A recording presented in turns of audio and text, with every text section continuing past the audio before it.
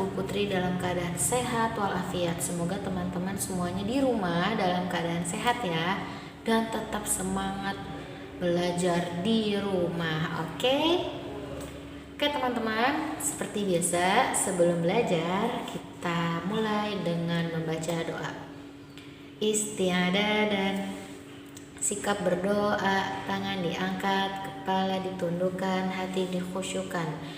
Doaan raditu billahi rabba wa bil islami dina wa bi muhammadin nabiyya wa rasula. Rabbi zidni ilma warzuqni fahma.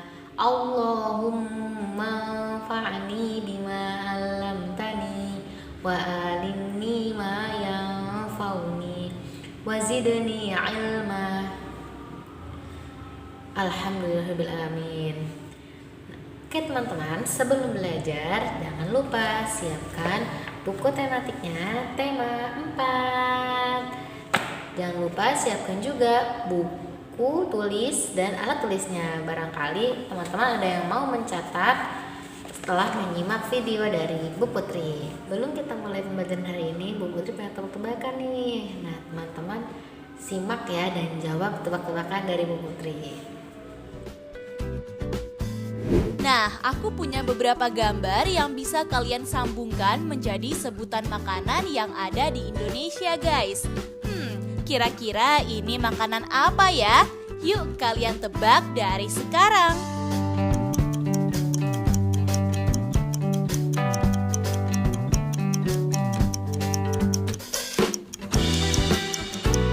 Hayo, kalian udah nemu belum nih jawabannya? Yap, bener banget. Jawabannya somai. Buat kalian yang masih salah, semangat ya guys. Yuk kita lanjut ke teka-teki selanjutnya. Teka-teki kedua. Kalau gambarnya kayak gini, kira-kira jawabannya apa ya? Yuk langsung aja dijawab guys. Aku kasih kalian waktu 10 detik.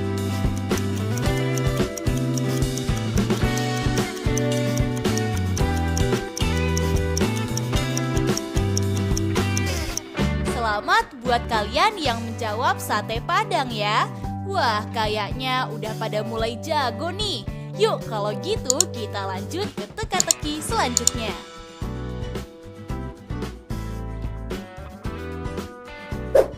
Teka-teki ketiga. Nah, kalau makanan yang satu ini sering banget deh kamu temuin di sekolah. Kira-kira apa ya?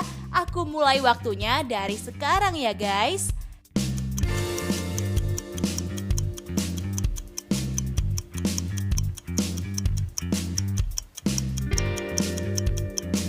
Jawabannya papeda tuh. By the way, ini makanan khas Papua loh. Hayo, siapa nih yang jawabannya masih salah? Ini gampang banget loh guys. Jangan menyerah ya. Masih ada kok pertanyaan selanjutnya.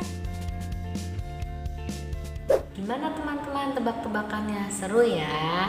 Semoga teman-teman sekarang sudah dalam kondisi siap untuk belajar. Jangan lupa teman-teman belajar dalam posisi duduk yang benar ya. Sekarang yuk kita mulai pembelajaran hari ini. Baik teman-teman, kita mulai ya. Tema 4, subtema 2, pembelajaran 5. Apa yang akan kita pelajari? Yang pertama, menjelaskan hasil identifikasi tentang kegiatan ekonomi dan berbagai pekerjaan yang terkait di lingkungan sekitar. Kemudian, menyajikan hasil apresiasi terhadap hasil karya seni menggambar. Di pembelajaran sebelumnya, kita sudah mengenal berbagai jenis pekerjaan. Yang pertama, ada koki atau juru masak, kemudian pilot, kemudian pemadam kebakaran, ada juga petani yang bekerja di kebun, kemudian ada dokter. Nah, kalau orang tua kalian, apa pekerjaannya? Kemudian, kegiatan ekonomi terkait lingkungan sekitar. Di beberapa wilayah di Indonesia, jagung dikonsumsi sebagai makanan pokok pengganti nasi.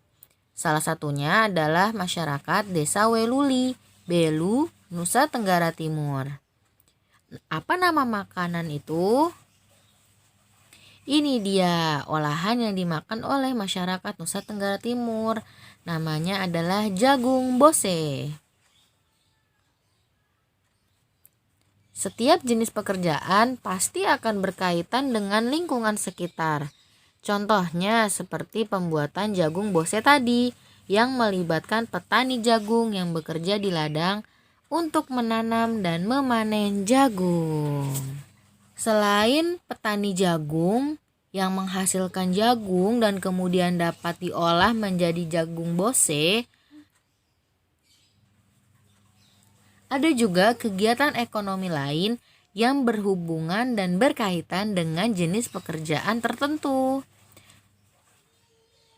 Contohnya seperti nelayan.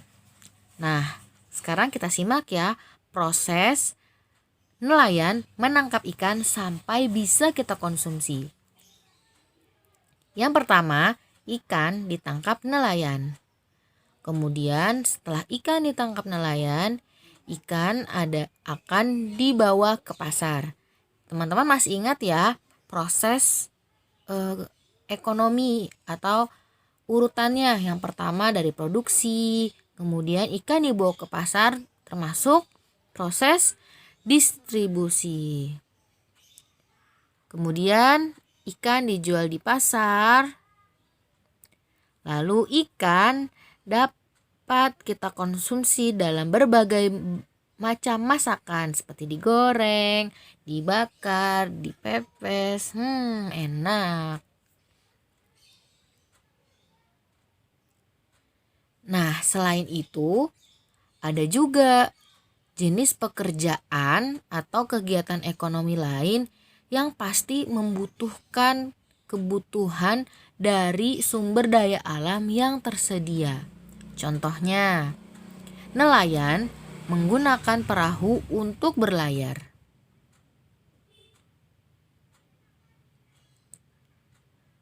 Perahu dibuat dari kayu. Lalu, nelayan menangkap ikan menggunakan jaring. Jaring juga terbuat dari nilon. Nah, ini adalah gambar benang nilon. Nah, jadi teman-teman, setiap pekerjaan atau kegiatan ekonomi pasti berhubungan atau berkaitan dengan pemanfaatan sumber daya alam yang tersedia. Seperti tadi, nelayan menggunakan perahu dan jaring untuk menangkap ikan yang berasal dari kayu dan benang nilon. Kayu adalah sumber daya alam yang dapat diperbarui, sedangkan nilon adalah sumber daya alam yang tidak dapat diperbarui. Ada pertanyaan nih teman-teman. Jenis kegiatan ekonomi dan pekerjaan apa yang ada di lingkungan sekitarmu? Dan sumber daya alam apa saja sih yang dimanfaatkan dalam pekerjaan tersebut? Tulis jawabannya di kolom tanggapan ya teman-teman. Kemudian kita masuk ke bahasan apresiasi hasil karya seni. Kita dapat memberikan apresiasi terhadap hasil karya orang lain berupa pendapat dan saran serta pesan moral yang ada pada karya tersebut. Contohnya gimana sih? Nah, contohnya seperti ini. Contoh apresiasi karya seni gambar. Ada sebuah gambar yang sudah dibuat oleh seorang anak. Kemudian Bu Putri memberikan apresiasi berupa hasil gambarnya bagus, gambar pemandangannya cukup jelas. Gambar ini memiliki pesan positif, yaitu kita harus memanfaatkan sumber daya alam dengan bijak. Nah, dalam kalimat ini ada kata-kata apresiasi berupa hasil gambarnya bagus. Nah, ini adalah contoh apresiasi. Kemudian ada pesan moral. Apa itu pesan moral? Pesan moral itu pesan yang terkandung dalam suatu karya seni yang bernilai pendidikan. Nah, contohnya seperti ini. Gambar ini memiliki pesan positif, yaitu kita harus memanfaatkan sumber daya alam dengan bijak. Seperti itu teman-teman. Kemudian contoh berikutnya adalah gambar pemandangan laut. Nah, ini ada di sebelahnya ada contoh apresiasinya. Gambarnya cukup detail. Gambar ini menjelaskan kondisi pantai yang tenang dan asri.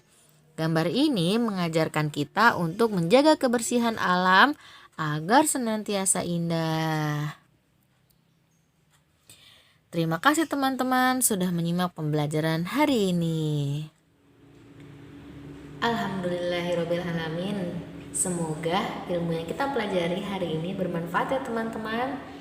Dan insya Allah apa yang kita pelajari hari ini tidak ada yang sia-sia. Nah, pesan Bu Putri, teman-teman jika ada tugas jangan lupa dikerjakan. Jangan lupa juga untuk selalu mengulang-ulang pembelajarannya di rumah. Teman-teman juga bisa mengerjakan latihan-latihan yang ada di buku tematik sebagai wawasan tambahan teman-teman.